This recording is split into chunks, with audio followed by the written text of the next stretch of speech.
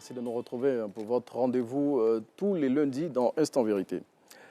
En Côte d'Ivoire, en dépit de tous les efforts consentis tant par le gouvernement, les organisations de la société civile ainsi que les partenaires du système des Nations Unies, les violences basées sur le genre persistent. Selon une enquête publiée il y a 2 ans, entre 2019 et 2020, environ 416 cas de féminicide ainsi que des milliers de cas de violences basées sur le genre ont été enregistrés à Abidjan. Pourquoi, malgré toutes les mobilisations autour de la question, les VBG ont la peau dure dans notre pays?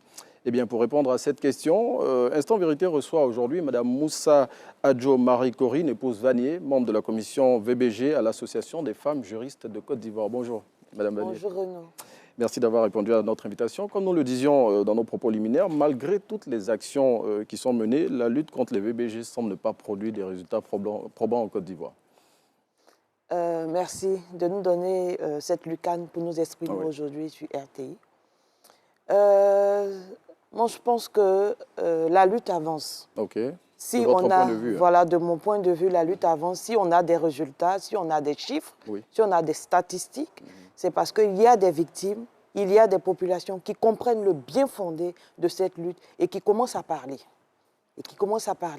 Et peut-être que cette impression aujourd'hui semble dire que peut-être que les choses sont latentes, mais nous, on pense que la lutte évolue et elle évolue dans le bon sens. Vous savez que les violences basées sur le genre ont un saut dans nos cultures. Il y a beaucoup de pesanteurs socioculturelles et donc c'est difficile le changement de mentalité. Mais au fur et à mesure qu'on avance, les chiffres augmentent et on pourrait l'expliquer par des aspects positifs parce que les gens ont compris le bien fondé et commencent à parler. Bon, c'est vrai que vous dites que les gens commencent à parler, mais la loi du silence est toujours très, très prégnante. La preuve, il y a tellement de violences qui sont enregistrées dans nos régions, qui sont généralement passées sous silence parce que, bon, on ne veut pas dénoncer des membres de la famille qui, souvent, comme on le dit, la plupart des violences sont causées par des membres directs des familles. Mais sur les chiffres, on va y revenir. Vous avez parlé de chiffres, justement. On n'a pas de chiffres au niveau national, malheureusement. Si, on a des chiffres. Oui. Il y a les chiffres au niveau du ministère de la Famille. Il y a l'annuaire statistique qui a été rendu public. Et pour les chiffres officiels de 2021, nous sommes à 6040 cas de VBG en Côte d'Ivoire. 6044. 6040 cas. C'est au-delà de ce que nous avions donné comme chiffre. On fait en Côte d'Ivoire 6040 cas. Bon, à Abidjan, on a 416 cas, comme on a dit. Donc, au niveau national. Et vous allez comprendre que si vous allez consulter cet annuaire, là, vous allez voir qu'au niveau d'Abidjan, les chiffres augmentent un peu plus. Voilà. Et quand on fait un focus au niveau des cas de viol, on est à 954 cas. C'est pas rassurant. Voilà. Pour dire que vraiment, on constate qu'il y a beaucoup de cas de violence basés sur les gens. Et ça, ces statistiques-là sont loin de la réalité. Parce que comme vous le savez, non seulement les dispositifs que l'État a mis en place, quand je parle des plateformes VBG, qui sont les mécanismes par lesquels on collecte les données, c'est les personnes qui ont le courage de dénoncer. Et c'est réellement des cas qui ont été pris en charge. Sinon, il y a plus.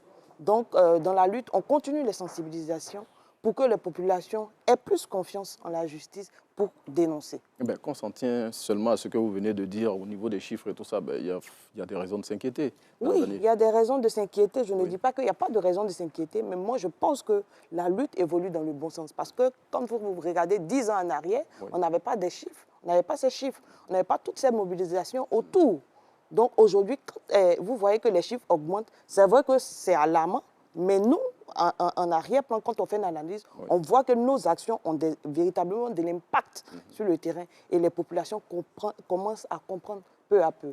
Et quand on pourrait peut-être... on parle des cas de la Côte d'Ivoire, mais quand on fait la comparaison dans les autres pays en Europe... On veut s'intéresser à ce qui se passe chez nous d'abord. C'est bien de faire des comparaisons, mais chez nous ici... Justement, mais pour vous dire que les droits de l'homme en général, la lutte a commencé depuis 1948, avec la Déclaration universelle des droits de l'homme. On n'a pas éradiqué toutes les formes de violence. Clair, voilà, donc c'est peu. Voilà, et puis c'est pas. Nos pays sont des pays en développement, sont des pays récents. Donc, au fur et à mesure, vous allez voir que les choses vont évoluer dans le bon sens. ce sont des choses qui sont ancrées dans nos cultures. Et je pense qu'au fur et à mesure, les populations vont prendre conscience. Mais justement, en parlant des actions que vous menez, il y a de nombreuses organisations comme la vôtre qui sont actives sur le terrain. Je veux dire, vous aussi, à travers toutes les activités que vous menez, on va parler justement des cliniques juridiques que vous avez déployées sur l'ensemble du territoire national. Mais malgré tout ça, les lignes ne bougent pas véritablement. Non, c'est ce que, ce que vous pensez. C'est le constat qu'on fait. Voilà, c'est ce que vous pensez. Non, c'est le constat qui est fait. Oui. Les lignes bougent. Peut-être qu'on ne communique pas beaucoup peut-être sur les avancées. Je prends un exemple. Je prends un exemple. On a été saisi, je pense, l'année dernière, depuis San Pedro, point cas de mariage forcé. On a été saisi. Effectivement, on a mis en branle toute la procédure. On a saisi le procureur de la République et ils sont allés effectivement sur le terrain constater le cas de mariage forcé qui était en train de se produire et les personnes ont été arrêtées et condamnées. Oui, c'est le cas de la jeune fille. La jeune fille de 16 ans. De 16 ans. Il y a eu également le cas de la sexagénaire qui a été sauvagement abattue et violée à Niakara. Oui, oui. Et effectivement, l'association s'est constituée partie civile. Et sont des cas qui sont, voilà, pour dire qu'il y a beaucoup d'actions qui sont menées sur le terrain. Peut-être qu'on a l'impression que la lutte n'avance pas parce qu'on souhaiterait que ça soit totalement éradiqué, mais c'est un processus. C'est un processus et je pense qu'il y a bon espoir parce qu'à travers les cliniques juridiques justement qui sont déployées et sur le terrain, il y a beaucoup de sensibilisations qui sont faites. À côté des sensibilisations, il y a la facilitation de l'accès à la justice des populations. Parce qu'au même moment où on sensibilise, il faudrait qu'on lutte efficacement contre l'impunité. Et pour que les populations puissent, les droits des populations soient respectés, il faut bien qu'on puisse les accompagner, qu'on puisse faciliter leur accès pour que les procédures aboutissent. Et les procédures aboutissent effectivement. Bon, je veux dire, en parlant de procédures qui aboutissent, ça fait 37 ans que votre structure existe.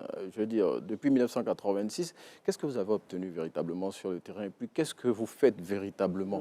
Voilà, parce que, je veux dire, récemment, on a eu un cas de VBG dans le département d'Akoupé, où il y a un monsieur qui a coupé la main droite de sa conjointe. Il a tailladé, il a tiré sur le présumé amant de celle-ci. Bon, sur toutes ces questions-là, je veux dire, l'Association des femmes juristes de Côte d'Ivoire, on ne l'entend pas suffisamment. Bon, c'est ce que vous pensez. Récemment, je pense qu'il y a eu un point de presse de la présidente de l'association à qui je fais au passage un coucou. Oui, point de presse au cours duquel elle a demandé au parti politique de respecter le quota de 30%. Voilà, donc l'association, comme vous le dites, existe depuis 1986 à travers plusieurs activités qu'elle mène sur le terrain. Et précisément à travers ces cliniques juridiques, il y a 12 cliniques juridiques qui existent en Côte d'Ivoire. Oui. Et ces cliniques juridiques sont justement gérées par des juristes qui chaque jour expliquent la loi dans les thèmes qu'il faut en fonction du niveau de langage des populations pour qu'elles puissent comprendre le contenu des textes de loi. À côté de cela, puisque généralement les populations ont peur de la justice, elles n'ont pas tout de suite le réflexe de saisir la justice. Parce que dans notre mécanisme de règlement de conflit, c'est généralement les règlements amiables. Voilà, pour tout, on demande pardon. C'est ce qui continue à se faire sur l'ensemble du territoire national. Bon, ça veut dire que le message que vous véhiculez, le message passe. Il ne passe pas véritablement. Le message passe. Je vous rassure que le message passe. Est-ce que de plus en plus ces populations-là saisissent la justice pour les cas de VBG? Effectivement, dans les zones où nous sommes présents, je vous ai dit qu'il y a 9 cliniques juridiques. Je vous donne l'exemple du projet que je pilote en ce moment, le projet SWED, qui est un projet d'autonomisation de la femme, qui est un projet qui est financé par la Banque mondiale, mais pour le compte de l'État de Côte d'Ivoire, parce que c'est un prêt que l'État de Côte d'Ivoire a pris, justement pour adresser ces questions de violence basées sur le genre. Et il y a 5 cliniques juridiques que ce projet appuie, à Daloa, à Katiola, à Boundjali, à San Pedro, dans plusieurs localités de la Côte d'Ivoire, oui. Et le rôle de ces cliniques juridiques, c'est de vulgariser les tests, c'est de faire des formations, c'est de faciliter l'accès. Qu'elles doivent porter plainte quand il y a ces cas de VBG. Et même dans le cas de ce projet, on accompagne les bénéficiaires jusqu'au prononcer une décision définitive. Il y a des avocats qui les accompagnent. Pour dire que peut-être qu'il n'y a pas beaucoup de communication autour de la question, mais il y a beaucoup de choses qui sont faites. On vous a bien compris, justement. Vous l'avez dit, il n'y a pas suffisamment de communication autour des activités que vous menez. Donc, bon, pour l'Ivoirien lambda et pour ce que nous constatons, c'est que la question des VBG, elle est difficilement adressée en Côte d'Ivoire. Vous avez parlé tout à l'heure de la conférence de presse à laquelle a participé la présidente de l'Association des femmes juristes de Côte d'Ivoire, initiée donc par l'Association des femmes juristes de Côte d'Ivoire. On passe le bonjour à Mme Akangui, présidente de votre structure. En Côte d'Ivoire, il y a une loi qui exige aux partis politiques d'appliquer la parité de 30% sur leur liste pour les différentes élections. On l'a vu à l'occasion des dernières élections, aucun parti politique ne l'a respecté. Sur cette question-là encore, vous vous limitez aux déclarations. Je veux dire, l'AFJ, finalement, sa voix n'est pas audible. Non. Quand vous dites qu'on se limite qu'aux déclarations, vous voyez qu'on a saisi l'occasion des 8 mars pour revenir encore sur la question. Vous savez que le test, c'est vrai que le test a été pris par l'État de Côte d'Ivoire, mais malheureusement, il n'y a pas de sanctions. Et c'est ce que nous avons essayé de dénoncer. Et même dans les actions prochaines, dans les prochaines étapes, c'est véritablement de rencontrer toutes les parties politiques. L'année dernière, on a fait des sensibilisations, on a attiré encore l'attention. Mais que pouvons-nous faire au-delà des tests? Voilà, c'est ce que la loi prévoit. La loi ne prévoit pas de sanctions, seulement un appui additionnel à ces partis politiques si ils atteignent, ils vont même au-delà de ce quota. Oui. Donc nous, en tant qu'association des femmes juges, le fait de prendre la parole pour taper sur la table, je pense que c'est déjà une avancée. Mais dans les prochains jours, il y a beaucoup d'activités qui sont prévues et je pense qu'on va atteindre les résultats. Pas dans l'immédiat, mais je sais que les choses vont évoluer dans le bon sens. Bon, en tout cas, on espère, parce que la lutte contre les VBG, vous l'avez dit, c'est une lutte de longue haleine. On espère que les choses vont se passer. Sinon, au quotidien, il y a tellement de cas de violation, de violences basées sur le genre. Bon, à l'Assemblée nationale, déjà, la parité n'est pas respectée. Au Sénat, c'est pas respecté. Même au gouvernement. Bon, donc on va fermer la parenthèse là-dessus. Merci, Madame Vanier, d'être venue partager ce temps d'antenne avec nous pour parler de la question des violences basées sur le genre et surtout des difficultés qui se dressent sur le chemin des associations comme la vôtre qui luttent contre ces violences basées sur le genre. Madame Vanier, merci bien. Et nous, on va passer le relais à Mia Moussa Lafay, j'imagine, pour la conclusion de l'émission. Merci.